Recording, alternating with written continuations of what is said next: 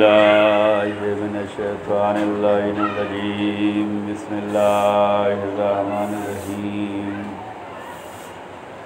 अल्हम्दुलिल्लाहिल्लज़ी नव्वरा क़ुलूबना बिमुहब्बतिल हुसैन व बिजद्दिही व अबीही व उम्मिही व अख़ीही व बनीही व शिय्यति आलि मुहम्मद वस्सलातु वस्सलाम अला अशरफिल अंबिया वल मुरसलीन हबीबिल आलमीन बिल क़ासिम मुहम्मद व अला अहलि बैति तय्यबीन ताहिरीन अल मासूमीन अल मज़लूमीन वस्सलातु वस्सलाम अलल हुसैन व अला अली इब्निल हुसैन व अला औलादिल हुसैन व अला असहाबिल हुसैन। लानल्लाहु उम्मतन क़तलतका व लानल्लाहु उम्मतन ज़लमतका व लानल्लाहु उम्मतन समिअत बिज़ालिका फ़रज़ियत बिही। या मौला या अबा अब्दिल्लाह इन्नी सिल्मुन लिमन सालमकुम व हर्बुन लिमन हारबकुम व वलियुन लिमन वालाकुम व अदुन लिमन आदाकुम इला यौमिल क़ियामह। अम्मा बअद फ़क़द क़ालल्लाहु तबारक व तआला फ़ी किताबिहिल मुबीन व हुवा अस्दक़ुस सादिक़ीन व क़ौलुहुल हक़। बिस्मिल्लाहिर्रहमानिर्रहीम। इहदिनस सिरातल मुस्तक़ीम सिरातल लज़ीना अनअमता अलैहिम गैरिल मग़ज़ूबि अलैहिम वलद्दाल्लीन।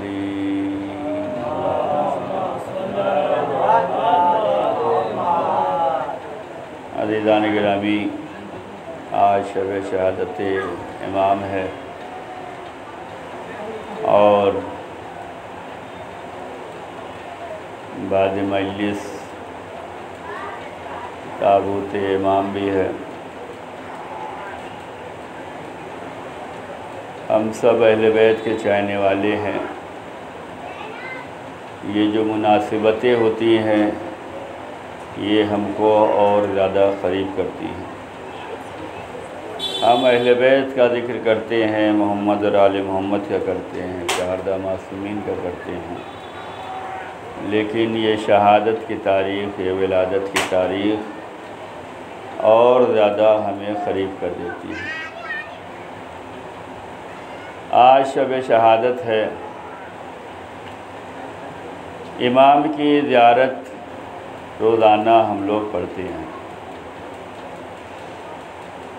और उस ज़ियारत में ये बयान होता है कि गरीबुल गुरबा का लफ्ज़ और तूस का लफ्ज़ इस्तेमाल होता है। अय्युल मदफून बेअर्द तूस, ऐ वो ज़ात गिरामी जिसे तूस में दफन किया गया।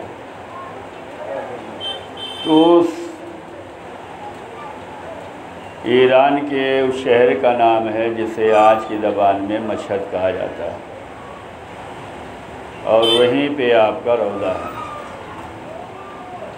गरीबुल गुरबा 8वें इमाम को जो कहा गया उसकी वजह ये है कि इमाम वतन से दूर हैं। अब आप सोचेंगे कि मौला हुसैन भी वतन से दूर थे, बाकी अइम्मा भी वतन से दूर थे, तो गरीबुल गुरबा इन्हीं को क्यों कहा गया?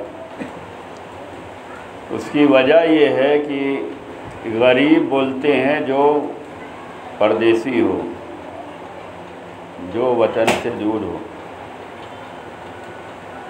दीगर अइम्मा हैं, उनके जो रोज़े हैं, उनके जो मज़ार हैं, उनके जो मरकज़ है, उनके साथ साथ कोई न कोई है। मिसाल के तौर पर जन्नतुल बक़ी कई मासूम हैं, करबला कई मासूम हैं, सामर्रा कई मासूम हैं, काज़मैन साथ में कई मासूम हैं। थोड़ी सी वजाहत कर दूँ ताकि बच्चों के जहन में आ जाए, ये कई मासूम बच्चों के लिए बुज़ुर्ग जानते हैं कि जन्नतुल बक़ी में शहज़ादी भी हैं, मौला हसन भी हैं, मौला सज्जाद भी हैं, मौला बाखिर भी हैं, मौला जाफ़र सादिक भी हैं, साथ है क़ब्र। काज़मैन में मौला काज़िम भी हैं, मौला तक़ी भी हैं, साथ में रोज़े हैं। सामर्रा में मौला नक़ी और मौला हसन अस्करी हैं। करबला में मौला हुसैन हैं, मौला अब्बास हैं, मौला अली अकबर हैं, औनो मोहम्मद हैं, अली असगर हैं, शोहदाए करबला हैं। लेकिन मशहद जो तूस का एरिया है जहाँ 8वें इमाम दफन है, वहाँ कोई नहीं है। ये है तन्हाई। इसी वजह से इमाम को गरीबुल गुरबा कहा जाता है। इनके साथ कोई नहीं है, कोई ख़ानदान का नहीं, कोई इमाम नहीं, कोई मासूम नहीं। ये वो इमाम हैं जिनकी ज़ियारत की बड़ी ज़्यादा फ़जीलत बयान की गई है। हर इमाम की ज़ियारत है, खुदा सबको ज़ियारत नसीब करे। लेकिन ये ज़ियारत 8वें इमाम की ज़ियारत के लिए जब जाएंगे तो इस ज़ियारत के साथ आपको कई ज़ियारत का सवाब मिलेगा। इस ज़ियारत के साथ कई ज़ियारत का सवाब मिलेगा। ज़ियारत हम रोज़ाना पढ़ते हैं 8वें इमाम की। ज़ियारत जो है वो सलाम है, सलाम करना। और ये सलाम जब किया जाता है तो ये हम अमन व अमान का पैगाम देते हैं। और जब जवाब सलाम आता है तो वाजिब की शक्ल में आता है। जहाँ हम दुआ दे रहे हैं कि आप सलामत रहें, आप पे दुरूद व सलाम हो, आप पर रहमतों की बारिश हो, वहीं इमाम हमें सलाम का जवाब दें तो हमारी ज़िंदगी कामयाब ज़िंदगी होगी। जितना सलाम करेंगे मोहब्बत बढ़ती जाएगी, सलाम करेंगे मोहब्बत बढ़ती जाएगी। हदीस में आया है कि तुम लोग जन्नत में जा नहीं सकते, तुम लोग जन्नत में दाखिल नहीं हो सकते जब तक कि तुम लोग मोमिन न बन जाओ। और तुम लोग मोमिन नहीं बन सकते जब तक तुम लोग मुहिब ना बन जाओ। जब तक तुम लोग मुहिब ना बन जाओ, मोहब्बत करने वाले। और तुम लोग मुहिब भी नहीं बन सकते जब तक तुम लोग सलाम को राइज न कर लो। यानी जन्नत में जाना आसान नहीं है। जन्नत जाने के लिए मोमिन बनना पड़ेगा, मोमिन बनने के लिए मुहिब बनना पड़ेगा, मुहिब बनने के लिए सलाम को राइज करना पड़ेगा। यानी सलाम करेंगे तो मोहब्बत बढ़ेगी, मोहब्बत बढ़ेगी तो ईमान बढ़ेगा, ईमान बढ़ेगा तो इंसान जन्नत में जाएगा। दुनिया की कौमें सलाम करें या न करें, हमारे फर्श पे आने वाला हर अज़ादार मौला को सलाम कर रहा है। एक सलावत पढ़ दे मोहम्मद आले। ये नमाज के बाद सलाम है, ज़ियारत के बाद, मजलिस के बाद सलाम है। ये ज़ियारत, ये सलाम है। ये सलाम मोहब्बत पैदा करता है। हदीसों में आया है कि अगर कोई मौला रज़ा की ज़ियारत को जाता है तो उसे ज़ियारत का जो सवाब मिलने वाला है वो 1000 हज का सवाब है, 1000 उम्रे का सवाब है। 1000 हज यानी कि आपकी एज जो है वो 1000, जो 1000 साल में आप काम करने वाले हैं वो एक ज़ियारत इमाम रज़ा पे मिलने वाला है। इमाम ने ये बयान किया। जब दूसरे इमाम फ़जीलत ज़ियारत इमाम अली रज़ा बयान कर रहे थे तो उन्होंने शुरुआत जो है वो 70 हज से किया कि जो 8वें इमाम की ज़ियारत को जाएगा 70 हज का सवाब है। तो बाद लोग होते हैं ताज्जुब करने वाले, जैसे ही कहा 70 हज का सवाब है तो उसने सामने वाले ने ताज्जुब से कहा 70 हज का सवाब। जैसे ही उसका ताज्जुब बढ़ा, इमाम ने जो है इजाफा कर दिया, कहा तुम्हें 70 हज पे ताज्जुब है, जो 8वें इमाम की ज़ियारत को आएगा 70,000 हज का सवाब दूंगा। इसका मतलब ये है कि ये फ़ज़ाइल ये हमें बतला रहे हैं कि ज़ियारत के लिए जाओ, दुनिया जितना हैरान होती जाएगी सवाब में इजाफा होता जाएगा। आज अरबईन के मनाजिर देख के दुनिया डरी हुई है या नहीं है कि ये कहाँ से इतने लोग निकल आए हैं। हालात पुराशोभ हैं, मंदी का दौर है, लेकिन जिसे देखो वो दस्तरखान बिछाए हुए है, अज़ादारों का इस्तकबाल हो रहा है। जितना ताज्जुब करते जाओगे सलाम में इजाफा होता जाएगा। एक सलवात पढ़ दे मोहम्मद आले।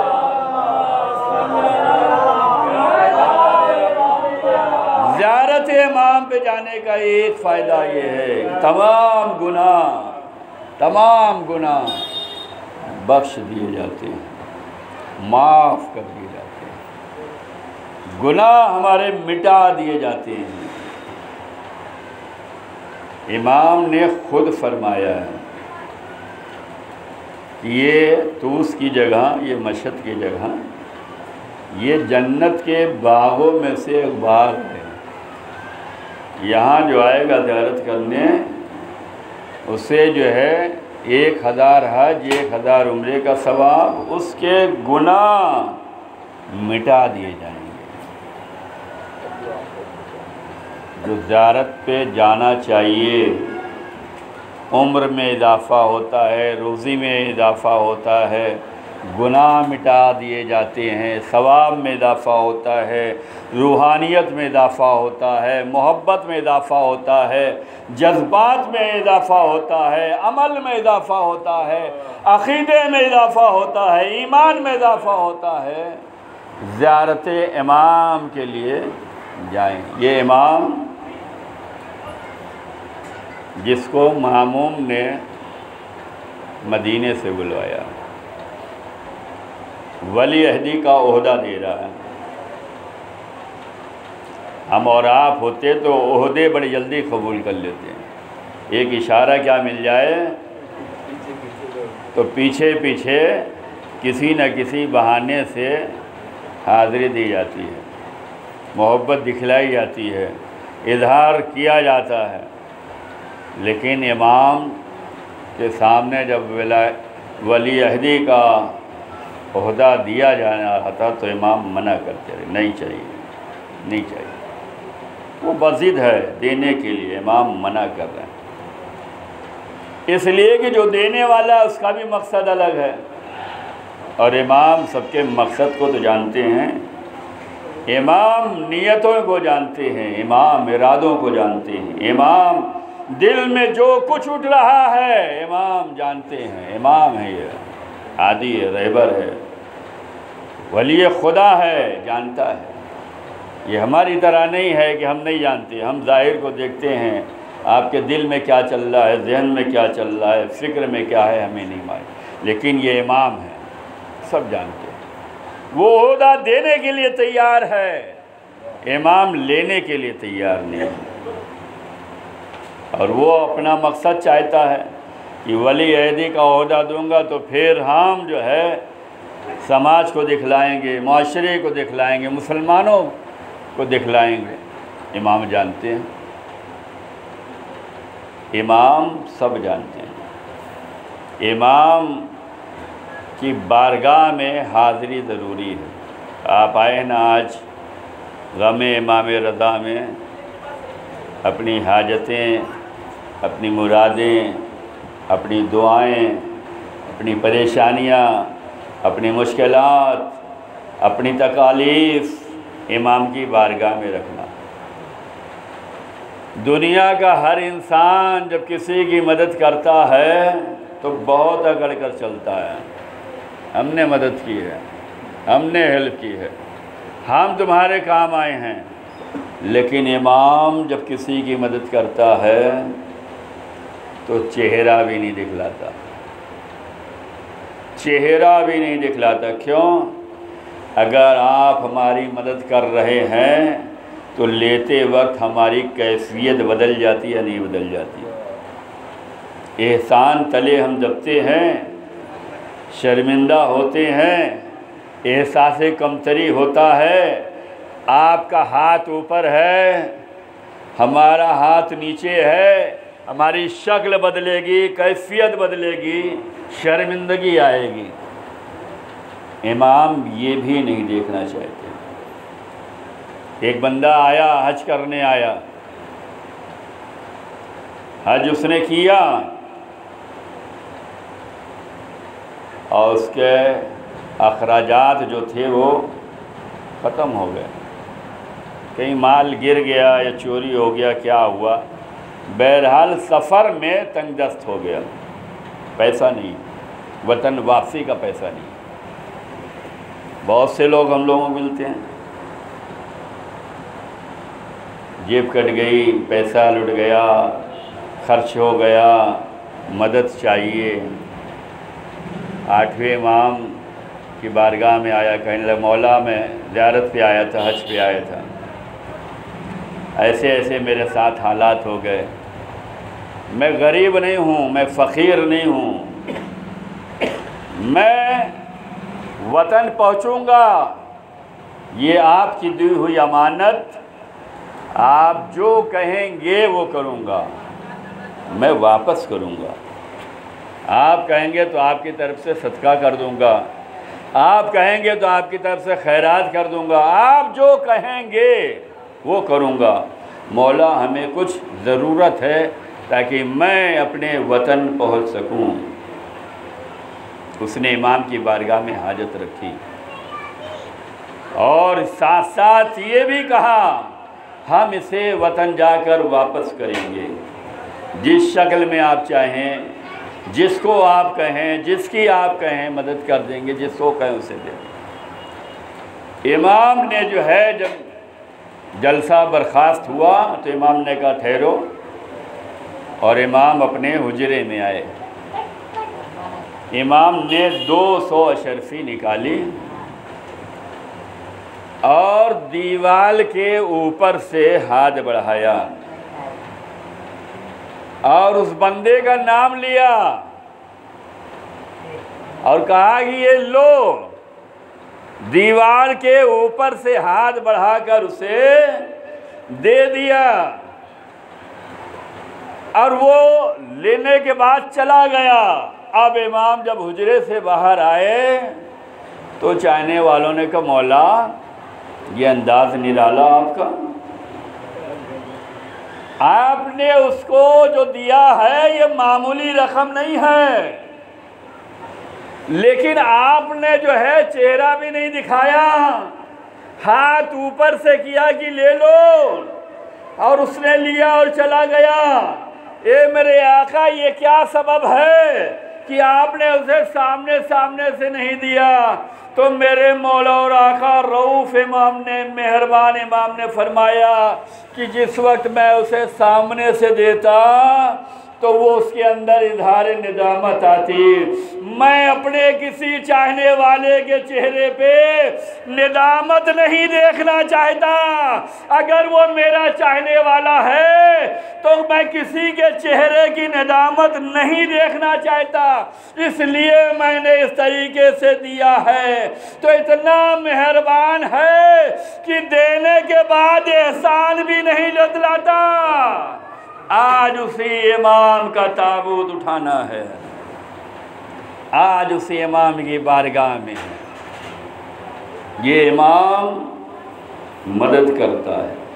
आज भी उनके रोज़े से लोग मुस्तफ़ीद हो रहे हैं, शफा याबी जो कहीं इलाज नहीं हो सका वहाँ से हो रहा है।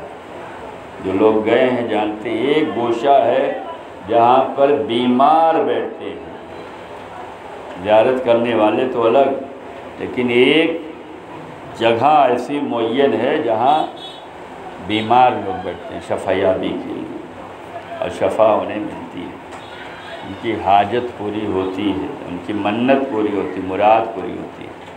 ये इमाम ऐसा हाजत रवा, इसे जो है हाकिम वक्त मामून मदीने से बुलवा रहा है। क्यों? कई वजह बयान की गई हैं। देखिए, अगर कोई पोस्ट दी जा रही है ना, तो उसका मतलब ये है कि हम इन्हें कैद में रखना चाहते हैं, हमारे सामने रहें। जब हमारे सामने रहेंगे तो लोगों से इनकी मुलाकात कम रहेगी। मुलाकात हमेशा हर ज़माने की हुकूमत ने हमारे इमामों के साथ यही रवैया अख्तियार किया है कि इन्हें मौका नहीं दिया फ्री होने का। क्यों? ये फ्री होंगे तो लोग सवाल जवाब के लिए आएंगे, मसले मसाइल के लिए आएंगे, हाजत रवाई के लिए आएंगे, मुश्किल कुशाई के लिए आएंगे, अपनी तकलीफ़ लेकर आएंगे, मसले इल्म, दीन, अहकाम, इस्लाम, हकीकत, हक परस्ती, सही और गलत, हलाल और हराम, ये समझेंगे। और किसी भी ज़माने की हुकूमत ये नहीं चाहती थी कि लोग दर अहले बैत भी आएँ। क्यों? अगर आ जाएंगे तो इन्हें शऊर मिल जाएगा, हक़ क्या है, बातिल क्या है, सच क्या है, झूठ क्या है, सही क्या है, गलत क्या है, इस्लाम क्या है, जुल्म क्या है। ये चीज़ें रोकने के लिए हमेशा हर ज़माने के तख्त नशीनों ने, हाकिमों ने अहले बैत से दूर रखा है। अली तन्हा क्यों किए गए? इसीलिए। मौला हसन तन्हा क्यों किए गए? इसीलिए। मौला हुसैन तन्हा क्यों किए गए? इसीलिए। आज हाकिम जो है मामून, जो खुरासान में बुलवा रहा है मदीने से, उसकी वजह यही है कि हमारे सामने रहेंगे तो हम देखेंगे, पाबंदियां लगाएंगे, किसी को मौका नहीं देंगे मुलाकात का। क्यों? ये ओहदा देकर हम इन्हें मुक़य्यद करेंगे। हर आम बंदा नहीं मिल सकता। हमारे आइम्मा की ज़िंदगी आम ज़िंदगी होती थी, लोगों के दरमियान आते थे। कहा क्यों? कहा ताकि अगर किसी की मुश्किलात है तो हल कर सकें, किसी की कोई परेशानी है तो दूर कर सकें, कोई इल्मी सवाल और जवाब है दे सकें, कोई मसले है बयान कर सकें। लेकिन हुकूमत पाबंदी। सातवें इमाम को कैसे रखा गया? ज़िंदान में, छावनी में, फ़ौज की जो छावनी है उसके बीच में कैद खाना बनाया गया सातवें इमाम के लिए, इतनी निगरानी में कि कोई न परिंदा पर भी ना मार सके। आठवें इमाम को बुलाया। क्यों? वली अहदी का ऑफ़र देंगे, अगर कबूल कर लिया तो हम ये शोर मचाएंगे। ये तो लालची हैं, इन्हें मौका मिल जाए तो तैयार रहते हैं, वरना नहीं मिलता तो मजम्मत करते रहते हैं।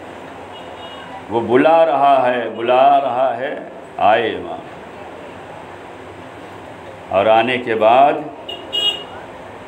कहा हमें नहीं चाहिए, वो दे रहा है, नहीं ज़बरदस्ती उसे दिखलाना है। उसने हुकूमत के चक्कर में अपने भाई को कत्ल कर चुका है। मामून अपने भाई अमीन को हुकूमत के चक्कर में मार चुका है, कत्ल कर चुका। लाश को इबरत के लिए लटकाया गया। और ये हुकूमत देगा? जो अपने सगे भाई को मार चुका है वो इमाम को हुकूमत देगा, पावर देगा? नहीं, लेकिन उसे दिखलाना है। इमाम मना करते हैं।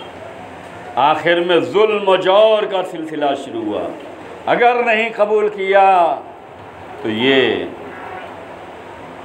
इतना मजबूर किया गया मेरे मौला को। इमाम ने कहा वली अहदी मैं कबूल करूँगा इन शर्तों के साथ कि ना मैं किसी को ओहदे पे रखूँगा और ना मैं किसी को ओहदे से हटाऊँगा, ना मैं किसी मामले में मुदाखलत करूँगा और ना किसी मामले में मैं किसी की सिफारिश करूँगा। तुम्हें जो करना हो करो, लेकिन कभी भी हुकूमत, हाकिम, तख्त नशीन इमाम को खुलकर तबलीग का मौका नहीं दिया, बना दिया ज़बरदस्ती, डरा कर, धमका कर, मजबूर करके। इमाम ने जब कबूल किया तो इमाम ने इसके ज़रिए से तबलीग का काम शुरू किया और साफ साफ कहा हम इन मामलात में दखल नहीं देंगे। बस ज़्यादा ज़हमत नहीं। ईद का वक्त आया, मामून ने कहा मौला आप वली अहद हैं, इस ओहदे पे हैं, नमाज आप पढ़ाएंगे। देखिए इमाम तबलीग कैसे करता है, इमाम मजमे को बेदार कैसे करता है, इमाम ज़माने को बतलाता कैसे है। कहा आप है फर्जंदे रसूल, आप जो है ईद की नमाज़ पढ़ाएंगे। मौला ने कहा नहीं नहीं तुम पढ़ाओ। कहा नहीं आप पढ़ाएं आप। इमाम ने कहा ठीक है। और उसके बाद जब ईद का दिन आया तो इमाम उस शान से निकले जिस शान से पैगंबर निकलते थे। ज़माना कितना फासला है, तकरीबन 150 साल का फासला है नबी और 8वें इमाम में। लेकिन जब निकले नमाज पढ़ाने के लिए तो अंदाज पैगंबर जैसा है। ईद की नमाज पढ़ाने जा रहे हैं, घर से निकले तो तकबीर कहते हुए निकले और बाप परहेना निकले, नंगे पैर, और साथ में चाहने वाले निकले।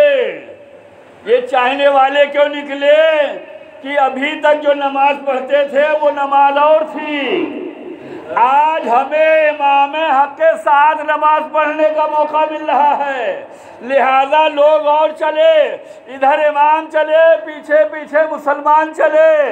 और तकबीर की आवाज़ ऐसे ही बुलंद हुई कि हर तरफ इस्लामी माहौल नज़र आने लगा। दरबार में जाके किसी ने कहा है हाकिम अगर आज इमाम ने नमाज पढ़ा दी तो तेरी कुर्सी गई, तेरी कुर्सी तो चली जाएगी अगर आज इमाम ने नमाज पढ़ा दी। बस रास्ते में ही इमाम थे कि हुक्म मामूम आ गया, ए फर्जंदे रसूल माजरत चाहता हूँ आप तकलीफ़ न दें, नमाज मैं पढ़ा दूँगा। इमाम ने कहा मैंने पहले ही कहा था कि तू पढ़ा, मैं न पढ़ाऊँगा, लेकिन तूने इसरार किया लिहाजा मैं निकला।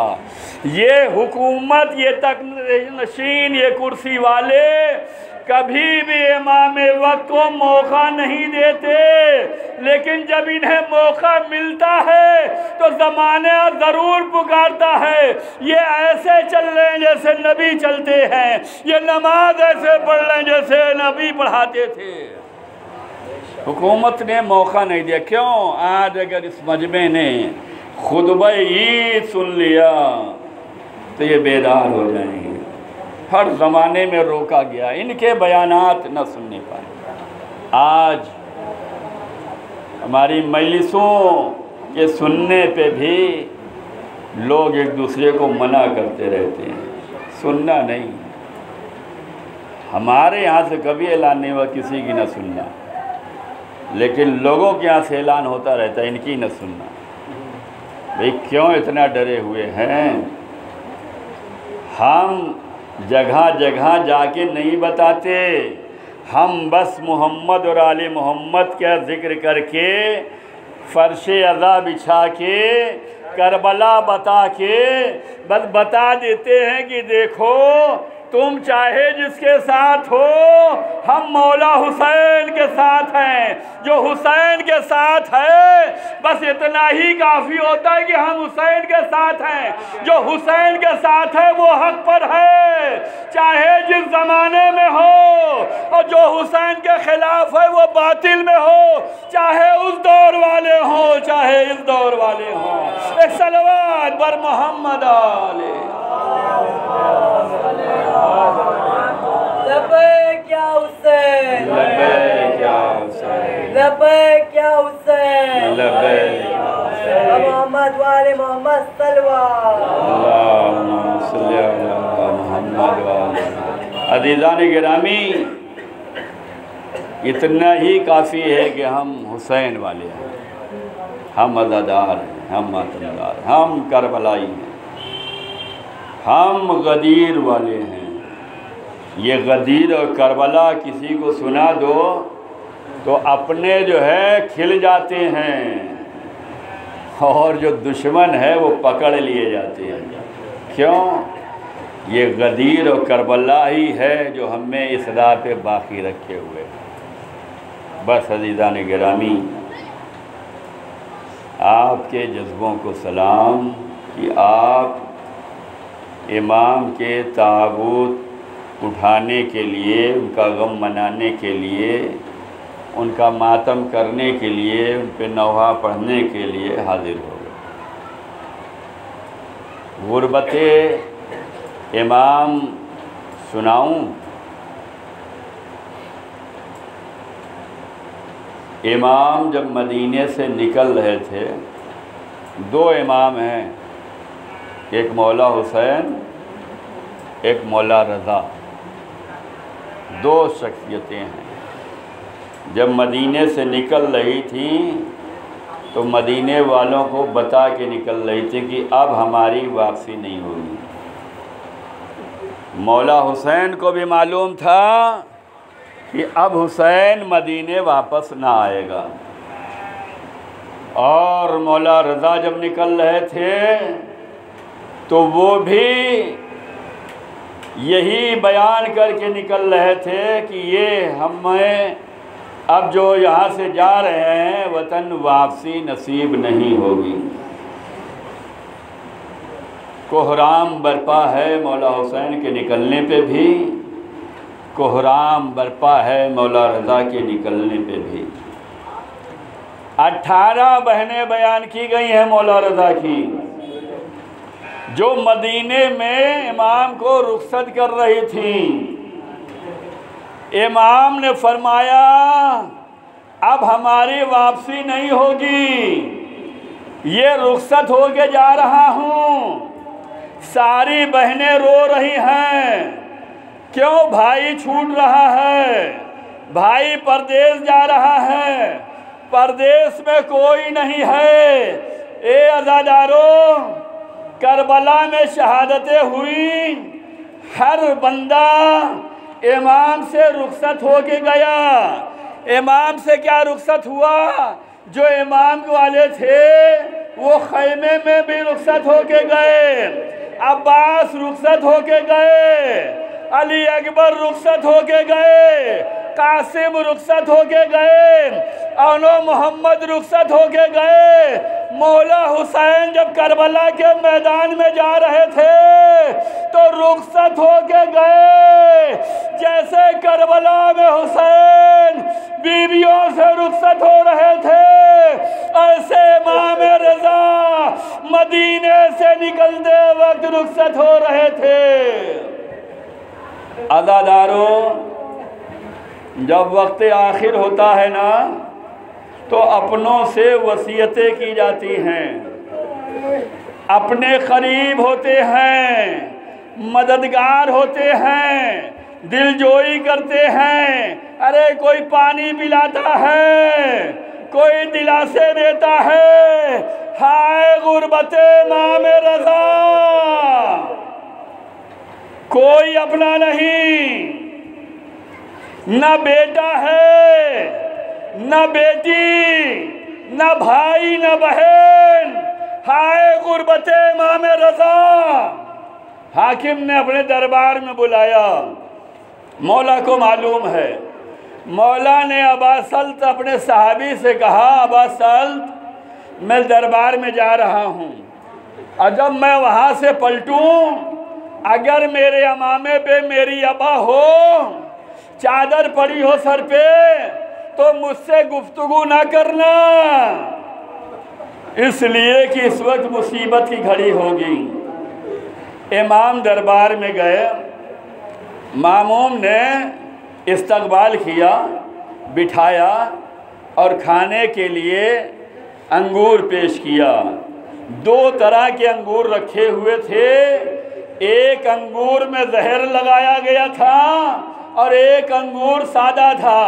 सादा अंगूर मामून खा रहा था, जहर आलूद अंगूर इमाम की तरफ बढ़ा रहा था। इमाम ने कहा ख्वाहिश नहीं है। मामून ने कहा आप हमसे हमेशा बर्दन ही रहते हैं, लीजिए नोश कीजिए। आज़ादारों, 1-2 दाने मौला ने नोश फरमाए और इमाम उठे, चलने लगे। मामून ने कहा फर्जंदे रसूल रुकिए, कहाँ जा रहे हैं? इमाम ने कहा वहीं के लिए तैयारी कर रहा हूँ जहाँ तू भेजना चाहता था। लो जहर का असर हुआ। इमाम दरबार से निकले, अपने अमामे पे जो है अपनी रदा डाले हुए। अब असल समझ गए हालात अच्छे नहीं। हुजरे का दरवाजा खोला, इमाम अंदर आए, आराम कर रहे थे। हुजरे के दरवाजे पे अबा सल्त बैठे थे और महसूस किया जैसे अंदर से कोई आवाज आ रही है। जब दाखिल हुए तो देखा एक नौजवान है जो इमाम के सिरहाने बैठा हुआ है। कहा ये कौन? कहा ये इमाम वक्त हैं, मौला के बेटे तकी आ गए। अरे वक्त आखिर वसीयत होती है, इमामत जो है दी जाती है, रुमूज़ इमामत दिए जाते हैं, अमानतें दी जाती हैं। इमाम को इमाम गुस्ल देता है, इमाम की इमाम नमाज पढ़ाता है। लोए जाते गए बस से आ गए। ए अज़ादारों, बस रहमत तमाम कर रहा हूँ। करबला बड़ी मजलूमियत की जगह है, लेकिन अब्बास पे रोने वाली बीवियां मिल गई। अगली अकबर पे रोने वाले अहले हरम मिल गए। कासिम की लाश के टुकड़ों पे मातम करने वाले अज़ादार मिल गए। अली अकबर के गले से अली असगर के गले पे रोने वाली बहनें और माएँ फुफियाँ मिल गई। मदीने में फातिमा पे रोने वाले मिले, नजब में अली पे रोने वाले मिले। अज़ादारों, मदीने में हसन पे रोने वाले मिले। लेकिन हाय गुर्बते, इमाम रज़ा कोई न था जो इमाम पे रोता। बस अज़ादारों, मदीने में नबी का जनाजा उठा, कांधा देने वाले मिले। फातिमा का जनाजा उठा, कांधा देने वाले उठे। हसन का जनाजा उठा, कांधा देने वाले। अरे साथ थे, असहाब थे, अंसार थे, अइज़्ज़ा थे। हाय गुर्बते रज़ा, कैसे जनाजा उठा। वाह इमाम रज़ा, वाह इमाम रज़ा।